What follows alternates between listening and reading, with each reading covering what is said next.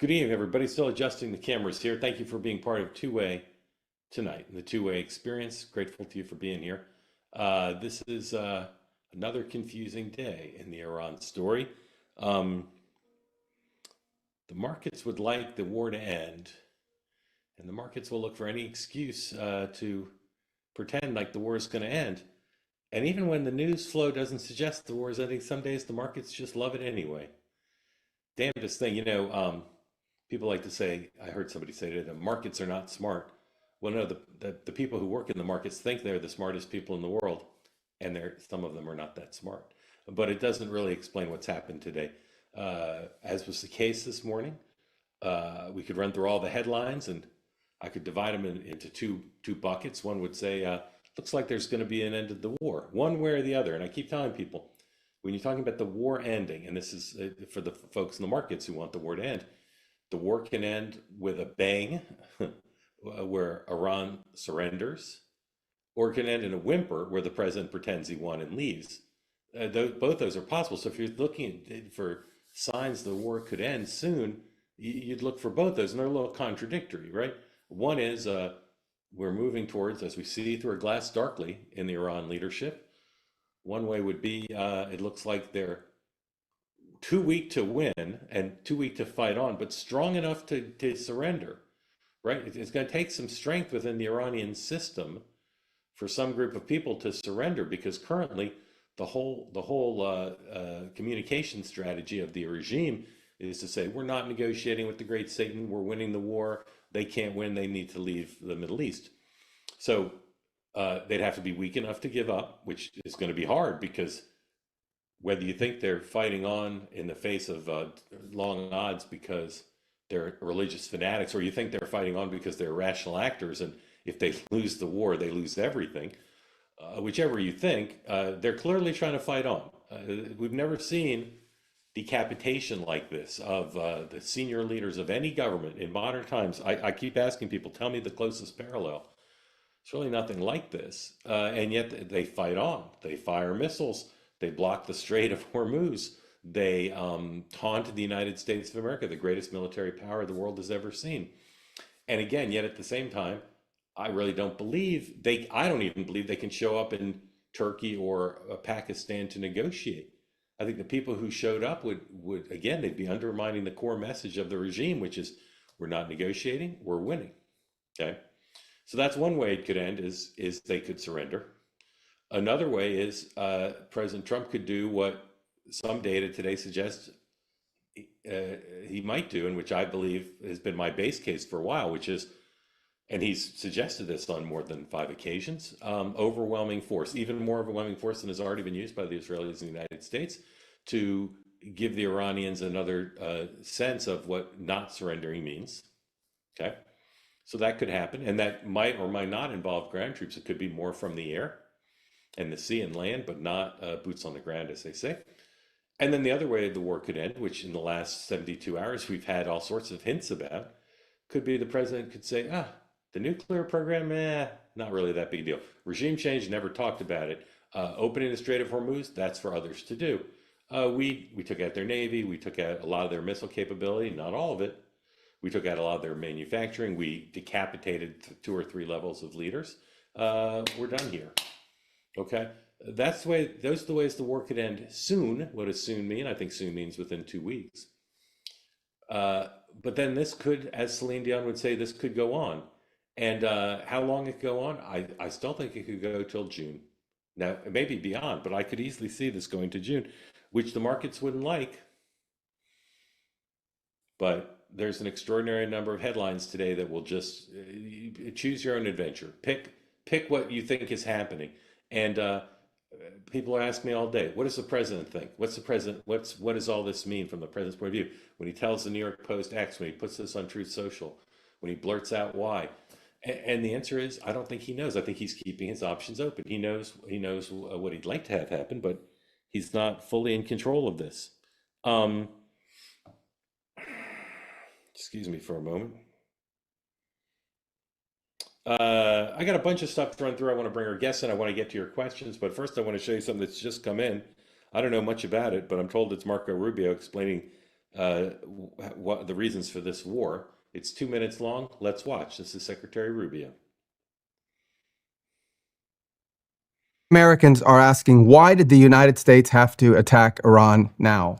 Well, let me explain. Iran wants to have nuclear weapons. Of that, there is zero doubt.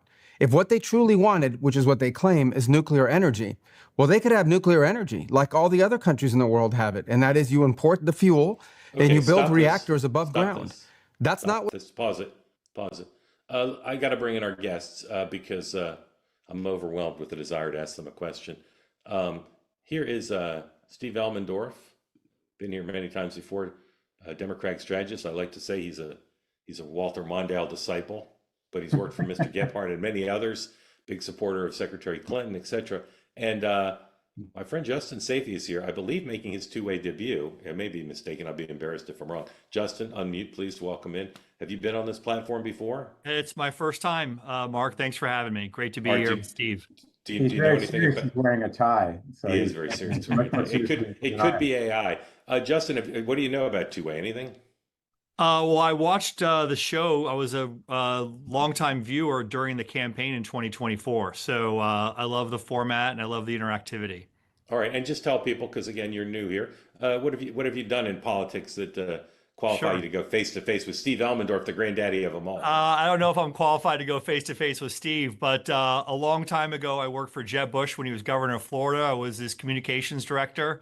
And since then, I've been doing government relations consulting, aka lobbying.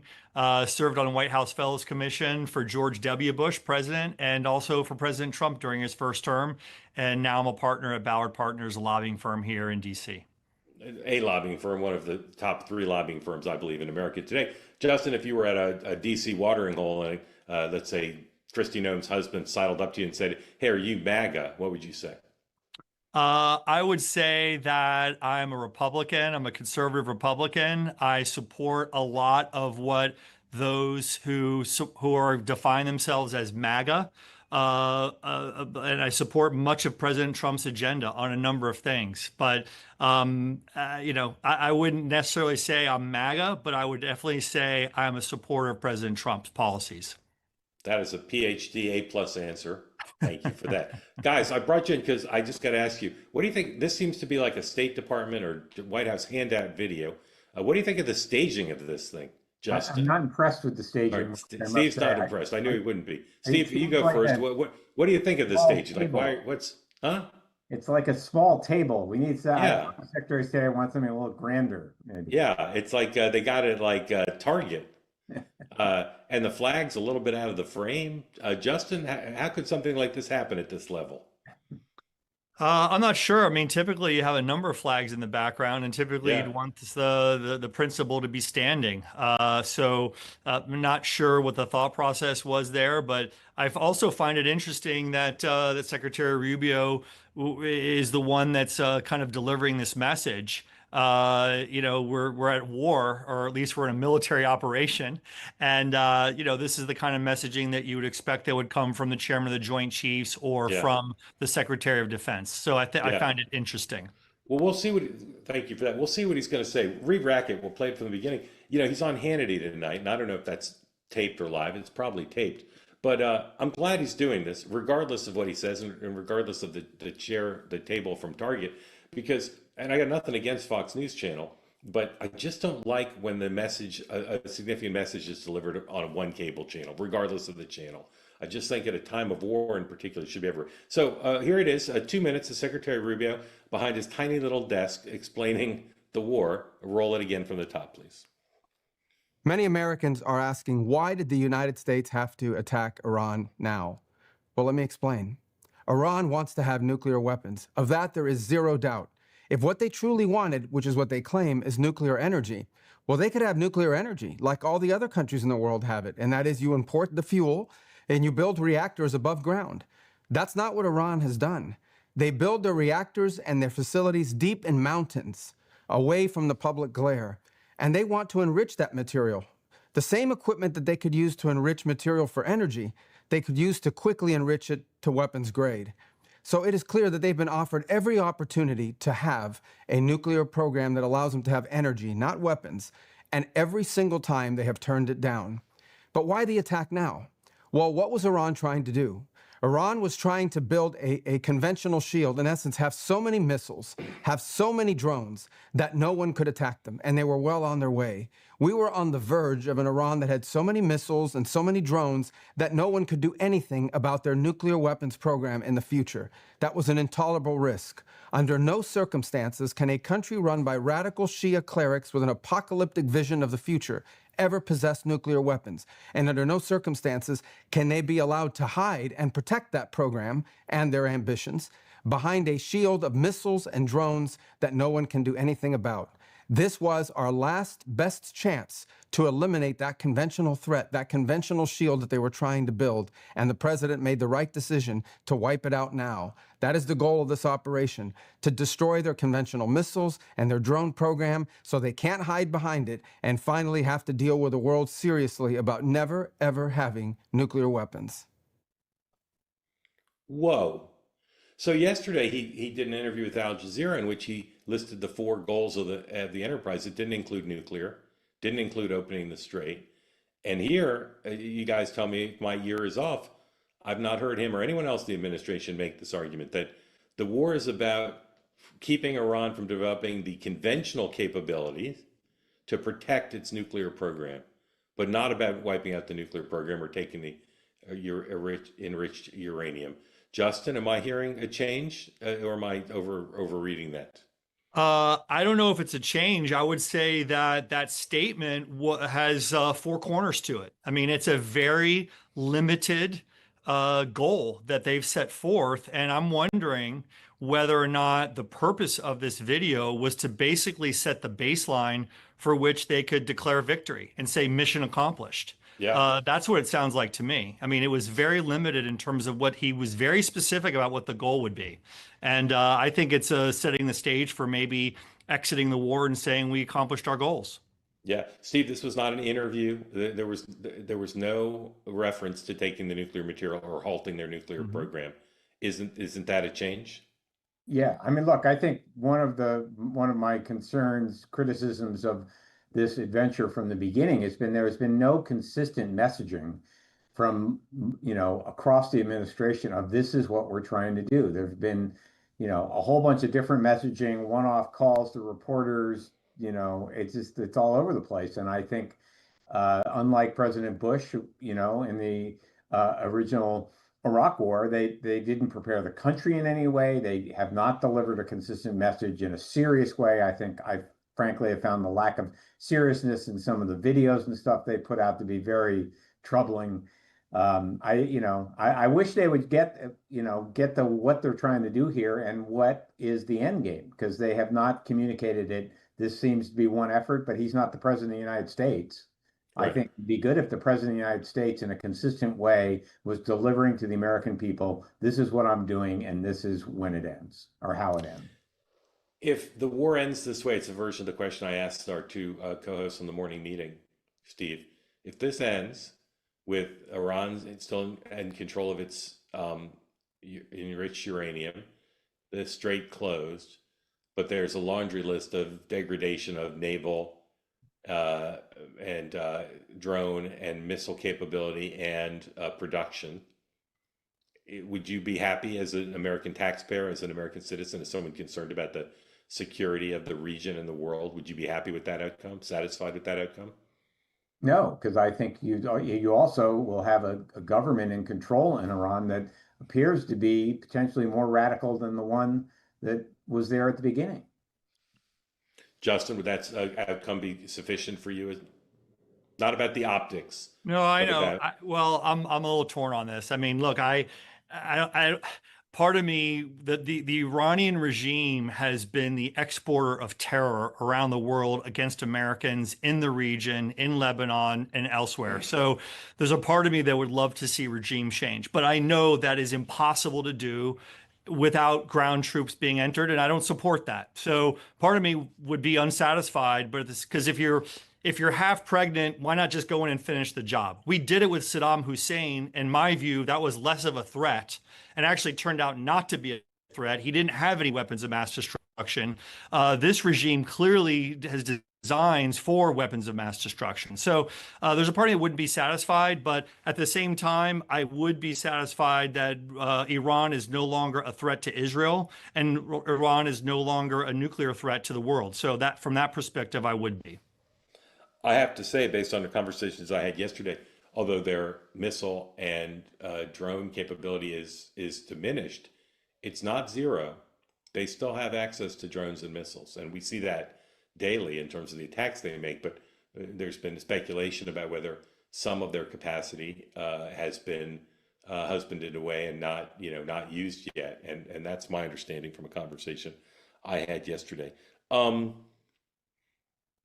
me just ask you one more thing about the Rubio video. And again, this part of what we try to do here is educate people about how things really work. At this phase of the conflict, Justin, would the secretary make that video without running it by the content of it, carefully scripted, Susie Wiles, Pete Hegseth, the president, the vice president, or not? Of course not. No, that video was definitely signed off on by the White House. I'd be shocked if he just did that on his own without coordinating that with the White House.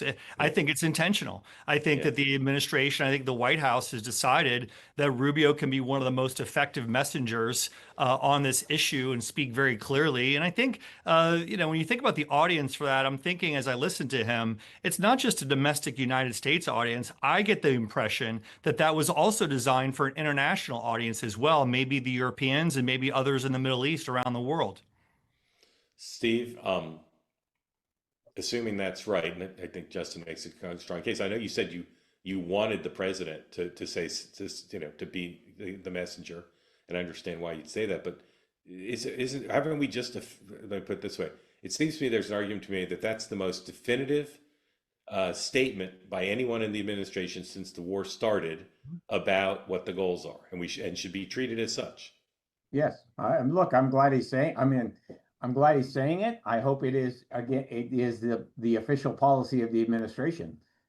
Again, when you're engaging in something as serious as war, it just seems to me like the president of the United States. If this is our goal, the president of the United States should articulate it to the American people.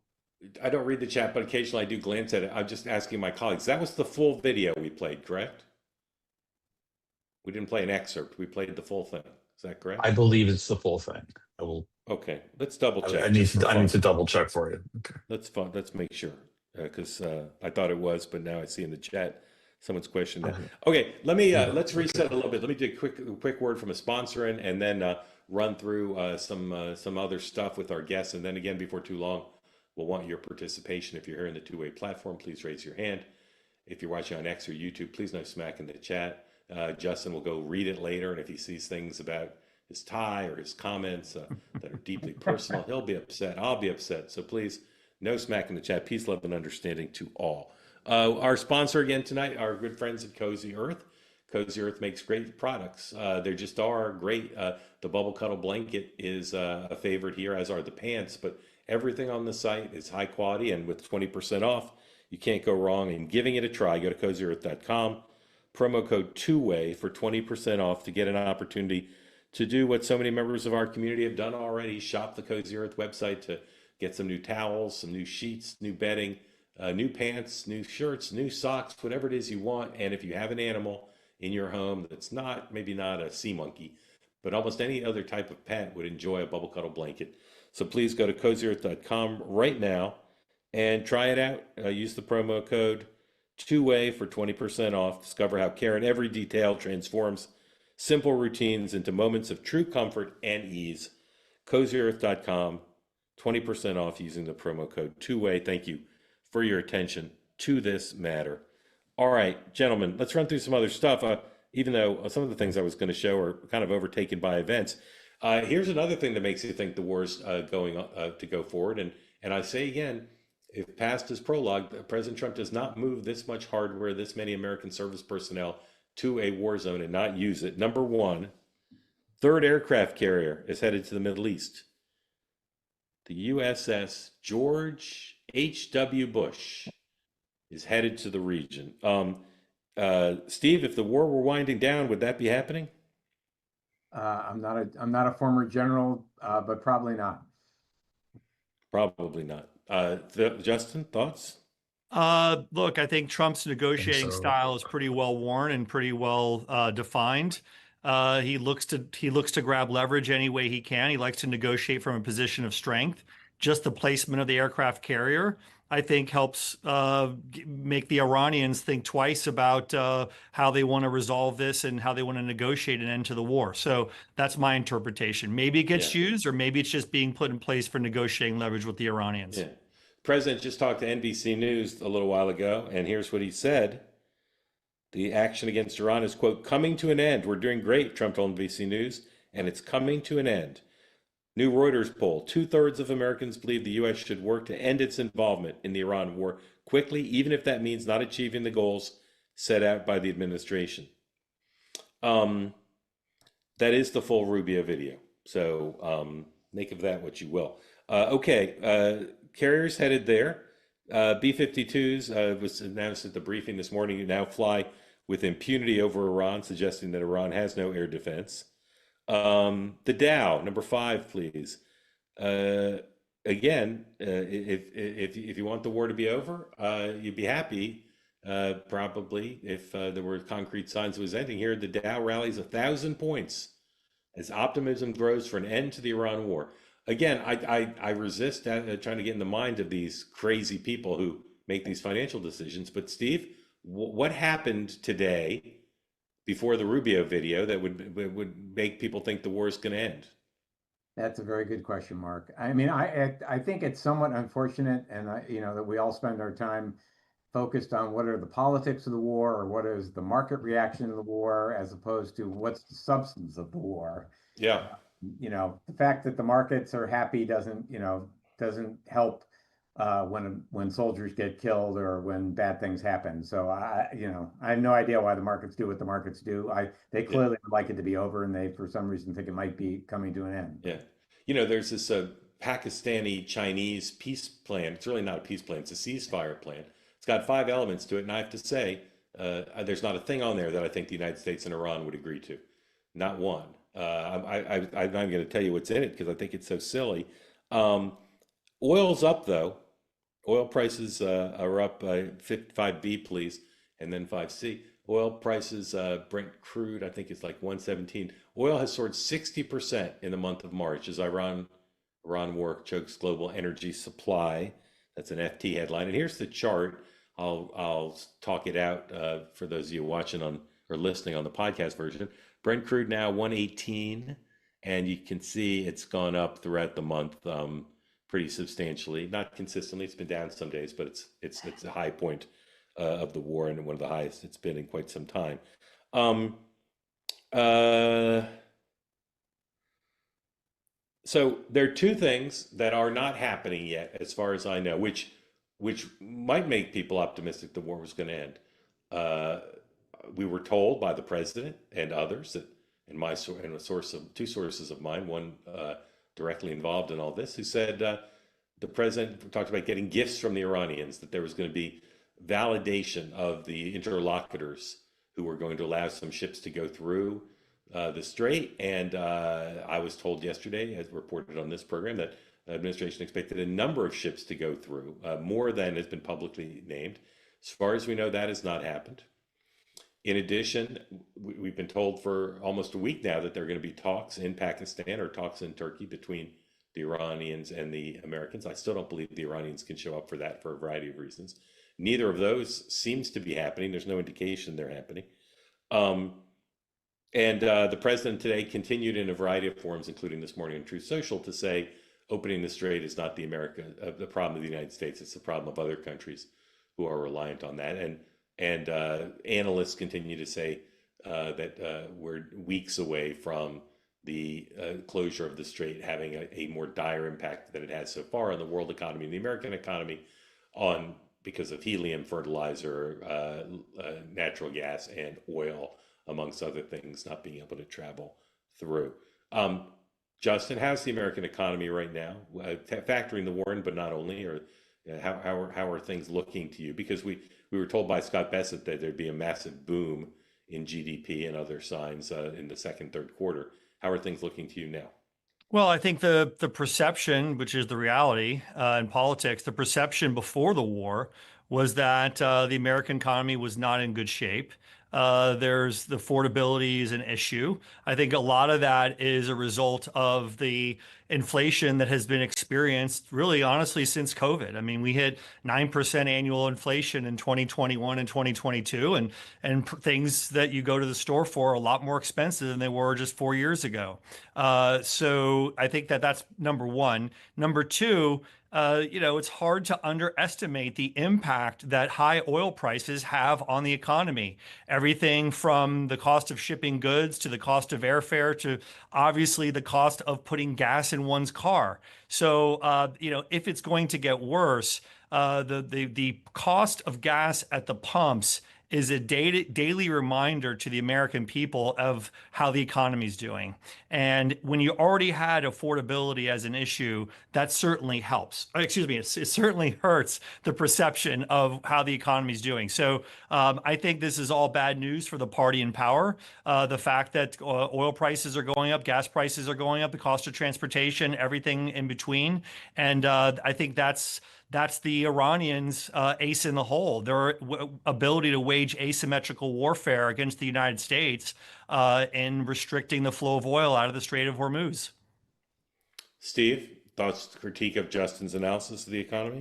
I agree entirely with Justin. I think the economy is not in great shape, and it had the potential to be growing as the year went on, and I think this war will certainly stop that growth and potentially erode it significantly and add to inflation, add to our national debt in a significant way.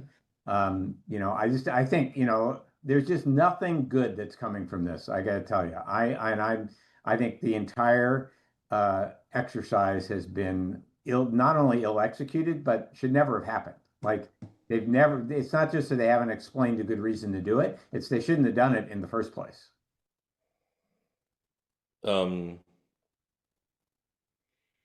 Here's a tweet from Al Jazeera. They interviewed the Iranian foreign minister. Here's what he said. You can put it up in full if you will. The foreign minister tells Al Jazeera, quote, "We do not have any faith that negotiations with the U.S. will yield any results. The trust level is at zero."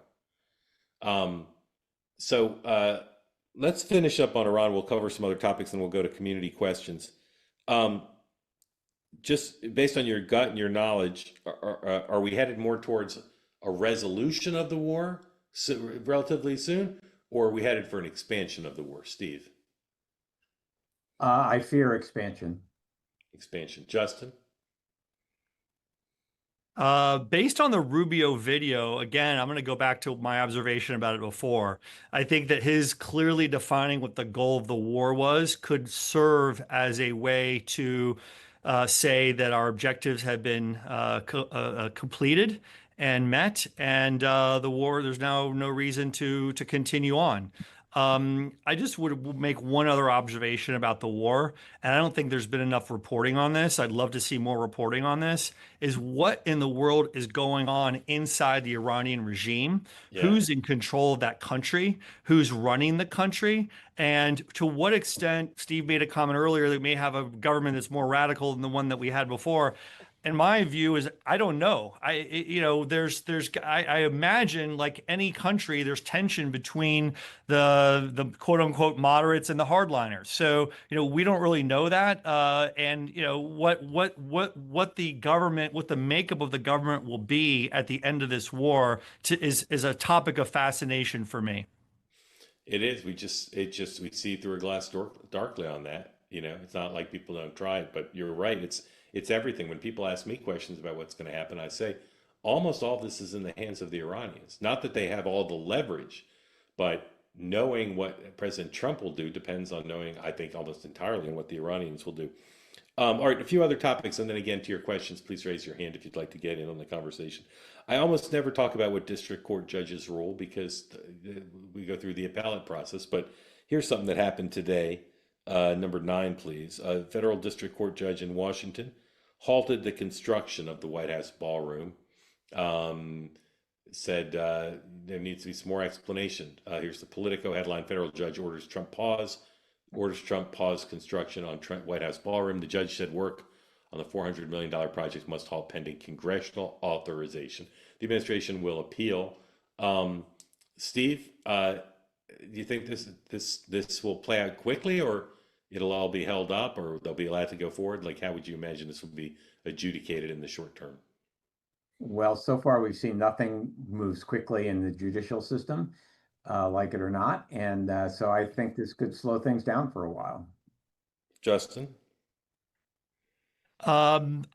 Yeah, it's going to get appealed and we'll see. I mean, I read some of the early coverage of the judge's decision, and it's still not clear to me on what legal basis. And I was kind of disappointed. The judge's tone in the decision, at least from the excerpts that I read, was very kind of conversational and not legal. And so I don't know. Sometimes I wonder whether the judges are ruling just based on their opinion on what they think the right thing to do is versus the law. Now, having said that, full disclosure, I was a member of the Federalist Society when I went to law school at the University of Miami. So I tend to look at these things a little bit legalistically. You guys know about this story involving Kristi Noem's husband? It almost made me pay a subscription to the Daily Mail so I could read it, Mark. But all I've seen are the tweets about it. Yeah, that's. I don't believe that story is behind a paywall, is it? I think it is. I think I tried to get to it on the Daily Mail. I think it was. It is. It's Mail Plus. Mail Plus. Okay. I'm a columnist at the Daily Mail. No, maybe I'll sign up so I can read you, Mark. Yeah, read my columns. Justin, are you familiar with the story? I just got informed of it right before I came on. So I've only read the headlines. I haven't read any of the news accounts. Yeah. So, I mean, all of Washington, or much of Washington, is tittering about this, and it's kind of a salacious story. And now the president has responded to it. And I usually don't try to back into stories by saying, well, the president's talked about it, so we have to cover it. But I think we should talk about it because a lot of people are talking about it, and it is a compelling story in terms of security, because if you're the director of Homeland Security and your spouse is doing something that could subject your family to blackmail, that's a problem. Now, she's no longer in the job, but these things occurred while she was Secretary of Homeland Security. We'll just put up the headline here, number 14. Again, this is the gentleman's personal life. If the story is true, he has what Steve Elmendorf and I call proclivities. How about that? Secret double life of Kristi Noem's cross-dressing husband, Brian. The pouting, busty bimbo photos and trove of explicit messages. He basically dressed up in a way that I wouldn't describe anywhere. Just not my business. But it's embarrassing stuff in a lot of quarters, and again, would have opened the family up to potentially to blackmail or something else. Here's the New York Post headline, number 15. They got reaction from someone they claim is speaking for Secretary Noem. They don't identify the person. I don't doubt them, but it doesn't say who it is. Kristi Noem is, quote, devastated by the salacious allegations her husband Brian leads a double life where he cross-dresses and chats online with fetish models. Quote, Ms. Noem is devastated. The family was blindsided by this, and they asked for privacy and prayers at the time, Noem's representatives told the Post. And here's what the president said about it. I think we have that. We have the president's quote. Yeah. The president told the Daily Mail he was surprised to hear the Noem family did not deny the shocking report. Quote, they confirmed it. Wow. Well, I feel badly for the family if that's the case. That's too bad, Trump said in a phone call. I haven't seen anything. I don't know anything about it. That's too bad, but I just know nothing about it. I always say it's impossible to speculate with any confidence about who leaked something and why. So I'm not looking for a definitive answer, but Steve, is this possible that this just came out now because it came out now, or could you attach to it some sort of political significance? Well, there clearly in the last weeks have been people within the administration sort of aggressively leaking bad stories about Kristi Noem and Corey Lewandowski. You don't have to be a close watcher of the news media to figure out that there are people inside who did not like the behavior of those two people for a lot of different reasons. So it would argue in a similar vein that probably somebody who was unhappy with the way they were running the Department of Homeland Security decided they wanted to embarrass her. Um, I do think you hit on the right question here, though, is the security significance of, she was in a very high level job with what they call code word clearance, I'm sure, and lots of investigations of her life. And it sort of surprises me that if her husband was online engaging in this behavior, that somebody didn't come across it. Yeah. Justin, Laura Loomer has tweeted about it, and I'm not going to read her tweet, but she says this was widely known within the administration. It was, or it is? That it was. It was. That's what Laura Loomer asserts. Yeah. So who knows to what extent that's true? It may be true, it may not be, not sure. But from my perspective, what I find curious about this is typically damaging information comes out like this when you're in a position of power. She was the Secretary of Department of Homeland Security. She went through the Senate confirmation process. Typically, that's when the knives come out to take you down. She's out. She's out of office. She's out. She's no longer the Secretary of Homeland Security. So I just kind of find it interesting. It seems somewhat gratuitous that this got leaked now in terms of damaging her, because what political purpose is it serving now that she's no longer DHS secretary? If it would have come out 3 months ago, I would have understood it. I don't understand this. I wonder what the reaction would have been had it come out then. These are grandparents from the heartland. I wonder how it'll be covered in South Dakota. I'll say my friend Matthew Bartlett read the full Laura Loomer tweet, and he correctly pointed out in the chat that I did not fully represent what Laura has tweeted. I'll leave it to others to go read Laura Loomer's tweet if you're interested to know what she says. Last question I have for you two guys, because you're both so smart about this, is what's your sense of what the White House is doing about the midterms? What is the White House's strategy about the midterms, Justin? It's I don't know. I mean, I think what they're doing is I'm not sure. I think that the president has the tremendous microphone. He has a tremendous platform. I think as we get closer, but we're getting pretty close now, I think he ought to use that platform to communicate the successes as he sees it of the administration. That's number one. Number two, the president has done quite a bit of fundraising for the midterm elections in certain campaign accounts, and it doesn't seem, at least I haven't seen any reporting about expenditure of those funds. And I know we're March 31st, but still, I mean, we're 6 months away or 7 months away from Election Day. So I think at some point you're going to see them turn on the spigots and they're going to start spending some money. And I think you'll see the president get out there and start doing some campaigning. It'd be hilarious if he didn't spend the money. Steve, if you were the DNC chairman and you were briefing your donors and they said, Mr. Chairman, what's the White House doing? Like, what's their strategy that we need to be aware of? How would you describe it? I think their strategy is to try and bury the Democrats in money. And I think that's, we've seen in some other campaigns on the Democratic side where sometimes having more money doesn't really work. If the message you're trying to sell is unpopular or you don't have a message, money's not necessarily going to save you. But I think clearly their strategy is to get as much money as they possibly can. I think they've got to use that money, though, in an effective way to drive a message. And if you follow Donald Trump carefully and listen to what he says, he's talking about things: Iran, obviously, Venezuela, Cuba, the new arch he's going to build in Washington, the library video last night, the ballroom, which he's obsessed with. He's talking about things which are not relevant, in my mind, to the voter who they need to get to turn out in this election and vote for Republicans. And he should be talking about in a disciplined way about the economy and how he's going to make people's lives better. And he's not doing that. And I would just also say that it's almost an impossible task. I mean, we know history tells us that the party in power always loses, except for 3 exceptions in 100 years, one house of Congress. And, I always tell my friends and colleagues, I look back to 2010. Barack Obama wins this incredible election victory in 2008. And 2 years later, he lost 60 seats in the House and lost 9 U.S. Senate seats, took the famous shellacking. So, I'm not sure that given the way our political political system is designed, there's not much that can be done by the party in power. I know that's not a popular, probably a very popular opinion, but I don't know what Barack Obama could have done differently in 2010 to avoid that shellacking. Yeah, well said by both of you. The president's currently in a photo op with the pool, signing an executive order related to mail-in voting, something he was hoping Congress would act on, but doesn't seem to be happening. And he may take questions, and we'll keep monitoring that. But let me get in a quick word from one more sponsor, and then go to your questions.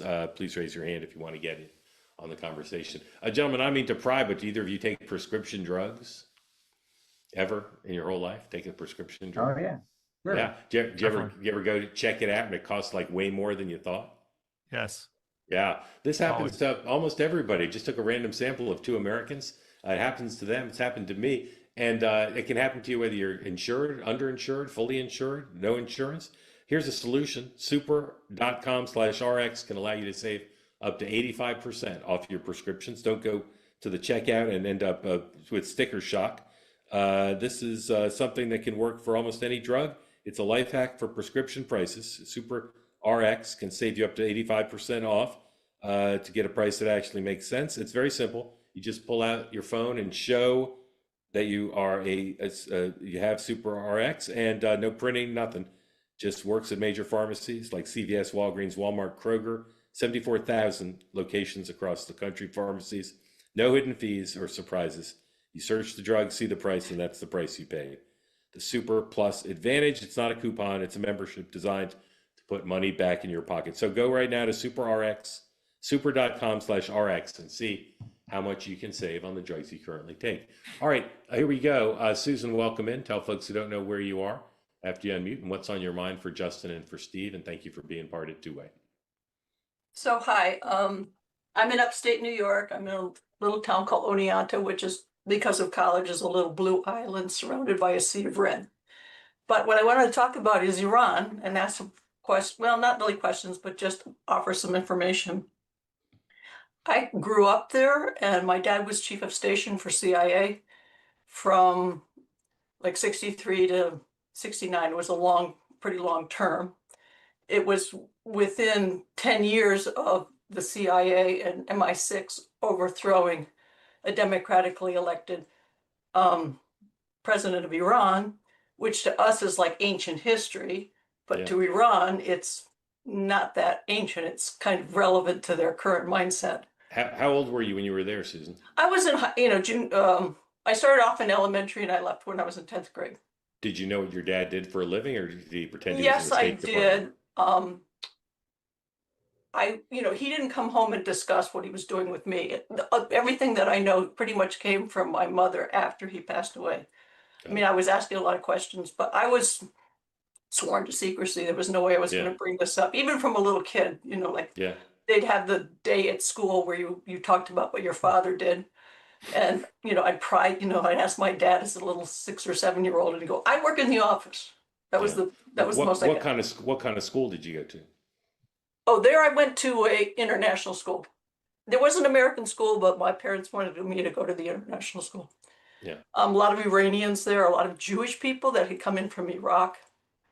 It was a pretty safe place for Jewish populations. They did well. Yeah. They weren't pestered. Anyway, from my point of view, so when I was there, Iranians thought every American worked for the CIA. There was a lot of distrust. And since the revolution, a huge swath of the population has been educated, by the Quran, kids sitting in a school repeating aspects of Quran, which reinforces the belligerent God. Allah was he was a vengeful God.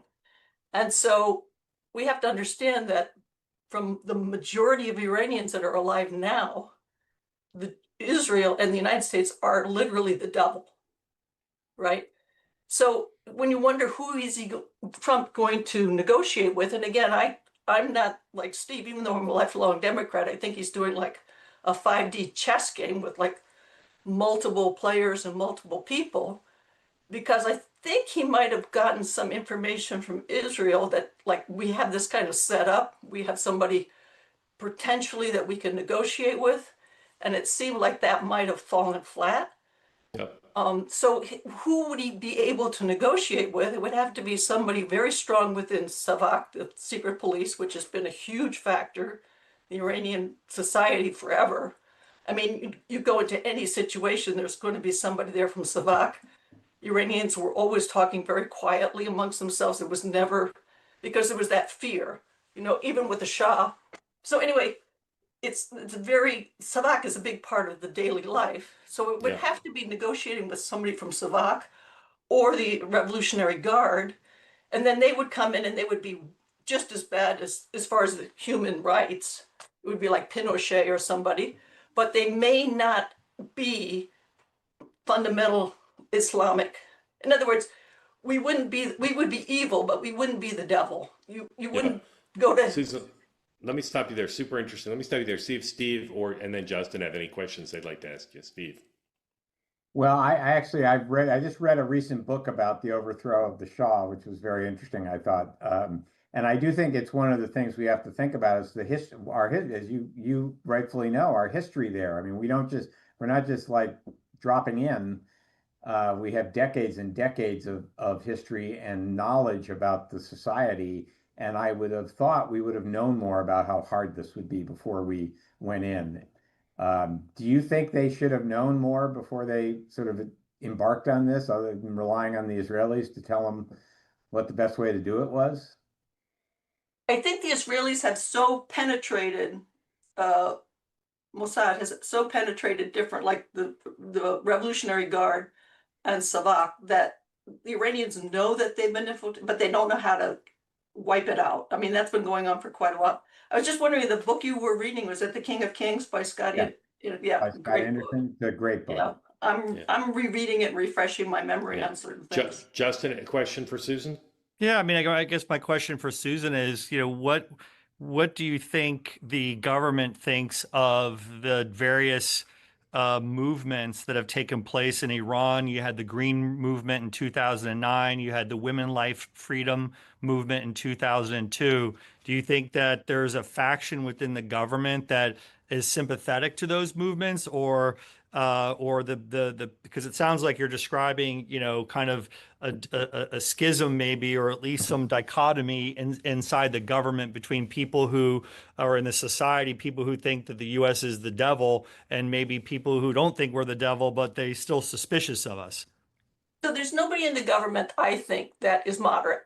I think if you're in the government, unless you've been infiltrated by the Israelis, they're hardline, and we are the devil, and you die to fight us, and you go to heaven. Allah, they're doing Allah's work. They're just convinced they're doing Allah's work. This is at the lower level. I don't know that every mullah believes that. I mean, presumably they preach it, but people fundamentally. So when the Khamenei was killed, there was a big. Visually, people went out and mourned and cried and all this other stuff. Do they represent the entire population? No. I mean, there's a bourgeoisie class, there's merchants and everything, and of course for the women it's just horrible. I mean, they are making these little bursts, but the revenge comes quick. I mean, with the Savak there, these people are so incredibly brave that they go up and try to do this stuff. And I think the last stuff they went out, I think many of the people were identified and killed.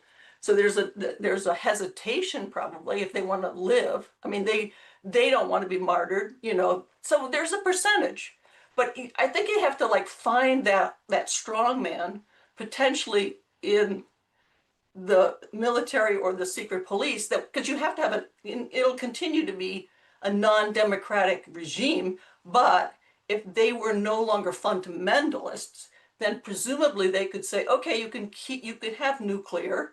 Like Pakistan's got a nuclear weapon. Yeah, okay, maybe you could, because getting that nuclear stuff out of the ground is going to be just an impossible thing. But if we weren't the devil, then could there be something worked out where, because there's other, North Korea obviously is not our friend either, but here's Pakistan doing negotiations, and all the boats that are coming out are coming out with Pakistani flags on the boat. I mean, it's not that they're going to Pakistan. But these negotiations that are happening are for, when Trump said, they gave me a present. those were boats coming with Pakistani flags on them. So there's negotiations going on between Iran and Pakistan, but they're not necessarily in our interest. Yeah, let me stop you there because there's some news on that. Susan, did your dad ever write about his time in Tehran publicly? No, but I could probably get access to his information through the CIA at this point because it's been such a long time, which I keep wanting to do now, especially with this going on. Susan, thank you. Super interesting. Grateful to you. Here's the latest news from the Associated Press. U.S. officials are pushing for direct Iran talks after failed indirect efforts while raising concerns about Islamabad being host location due to security risks and traveling there. One diplomat argued that Pakistan is one of the few in the region with no air bases, so it is safer. This has been a concern amongst U.S. officials about traveling anywhere now overseas because of the nature of the conflict. The president's taking questions in the Oval. We'll continue to monitor that. While we do, let's bring in Colleen. Colleen, thank you for being part of Two-Way Unmute to tell us what's on your mind for Steve and for Justin. Hi, guys. Hi, Mark. Thanks for having me. I'm Colleen from on Long Island. I guess I was going to talk about Iran, but I'll ask Steve a question about the Democrats, because you mentioned earlier that Trump is not addressing how he's going to make lives better for the average American. And I am starting to worry as a Democrat, where are the Democrats messaging? Where are they going? Where are they at? Are they moving too far to the left? I'm worrying about not really the midterms, but 2028. Because, for example, the No Kings rallies, I mean, it's just pointless anti-Trump hate rhetoric, anti-Iran war, which could turn around. I mean, if there's an insurgency and we do something, take control of the Strait of Hormuz and possibly do Karg if they do something like this, or whatever, this could turn around and be a big success. But I don't know where the Democrats are. And it seems like the main part of the party is now the fringe. And I don't understand these No King rallies. It's just, Trump will be gone. Let's focus on policy ideas. And so you have a better inside. Steve, great question, Colleen. Thank you, Steve. Well, I like the No King rallies. I thought they were great. I think it's important that people get out and make their feelings known about their government. And I don't think they were some leftist group. I think if you watched a lot of the No Kings rallies in the small town in Delaware where I was, these were not, this is mainstream America who are unhappy. 2/3 of Americans are unhappy with what we're doing in Iran right now. 2/3. There's a big group of people out there who don't like the way that Donald Trump is taking the country, and they are out speaking, and that's their right, and they should do more of it. So what the Democratic Party stands for, look, we don't have a president right now. You mentioned 28. We're going to have a big group of people running. If you look at the people running, as Mark frequently does, it's a good mixed group ideologically. It is not all leftists. There's some very solid center left people. There's some very solid candidates of all varieties with real experience, and those people are going to compete in 28 against, who knows, Marco Rubio or J.D. Vance probably. And I think they're going to drive a message about what they're going to do for the American people. And I think the midterm election, like it or not, and this is true of all midterm elections, is going to be a reaction to the party in power. It's not going to be people aren't going to turn out on November whatever to say that they're for Democrats. I think people are going to turn out because they don't like the direction that Donald Trump is taking the country. Justin. Yeah, and I would just say, great question, Colleen. We've been here before. In 2010, the Tea Party movement was an anti-Barack Obama movement. It served its purpose. It's an opposition movement to the people of the party in power. So it served its purpose to help the Republicans win elections in the midterm election. But as you point out, it has its limits. Mitt Romney lost to Barack Obama in 2012. So just being the opposition party isn't enough to win a presidential election. And my view is that the Democrats are going to have a reckoning in 2028. They're going to have to figure out who they want to be. And it's going to be a battle between what I would call the establishment wing of the party and the progressive wing of the party. And that remains to be seen. But right now, this opposition movement covers up those divergences within the Democratic Party. Colleen, thank you. Very grateful to you. Great question. J.D. Vance announced today, and he's publishing a book in June about his faith, about his conversion as an adult to Catholicism. I'm not a cynical person typically, and I don't always assume politicians write books because they're running for president. But this book at this time on this topic is a little confusing to me. And I didn't have time today to talk to the vice president's office to see if I could get an explanation. Justin, what purpose does this serve? Is it just some money for the Vance family? It seems like they're millionaires; they don't need more money. So why write a book about this now? Why? I'm not really sure, to be honest. Look, people write books for different reasons. I'm not sure money was the motivation. Usually the people who write books want a platform to talk about, to get out and talk to the public. So I don't really have a good answer on that. Steve, any thoughts? Mark, I worked for a politician who wrote a book, Dick Gephardt. I generally don't understand why politicians write books. I've never read one. I don't plan on reading one. I think that they should do what they're elected to do and not, I guess they write books either to make money or because they think it drives a message for their next election. But I think, I read a lot of books. I love reading books, and I'd rather read a good novel or good history like the Scott Anderson book we were just talking about. Yeah. Thank you for that. Lucas, welcome in. Unmute if you would, real quick. We're up against the end of the show, but tell folks where you are and what's on your mind. Doing good. Sorry about having to step out. A call from my local mayor. No, I just wanted to just call and just say your coverage of lately has been fantastic, Mark. In general, really great.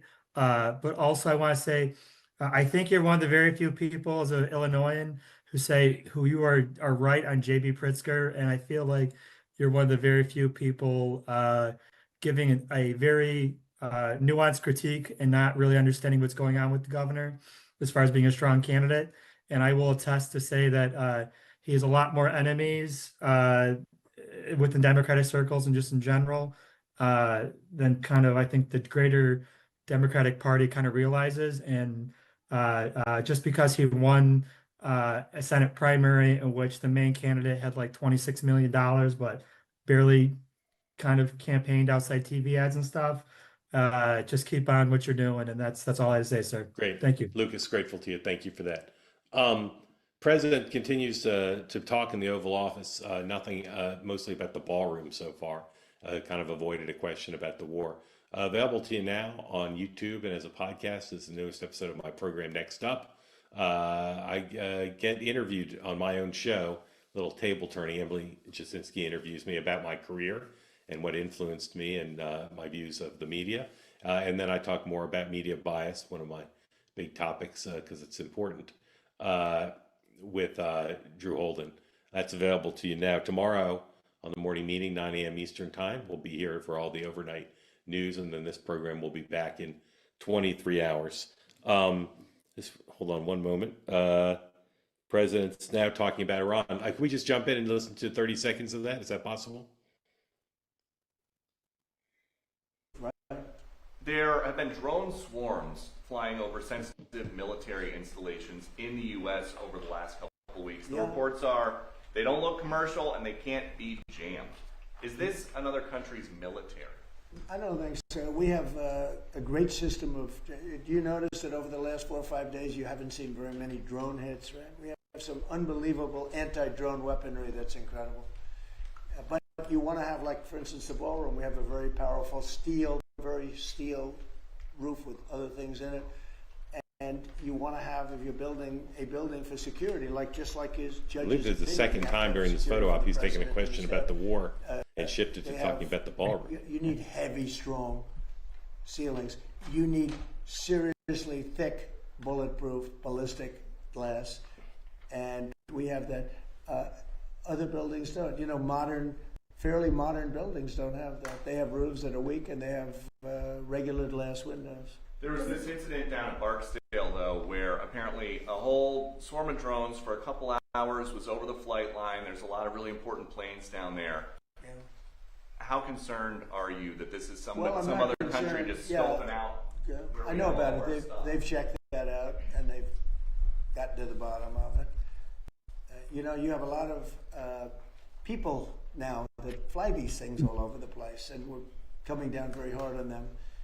But we're able to take them out militarily. We're able to take them out very easily. And a new thing is lasers. You know, the lasers are becoming very, very effective. You hit a drone and it melts in air. It's a beautiful thing to see. If it's coming at you, having a laser is a very nice thing. But we have, there are methods of defending against drones. I mean, the advantage from the standpoint of defense is that it'll go very fast. Thank you for that. Relative to We'll cover it all tomorrow, 9 a.m. Eastern Time. Grateful to Justin for being here for his first time and Steve for coming back. Thank you both. Yeah. And thank you for Susan, Colleen for participating. Thank you all for being part of Two Way. Have a great evening. I'll see you at 9 a.m. Eastern Time. Good night. Thanks, Thank Mark.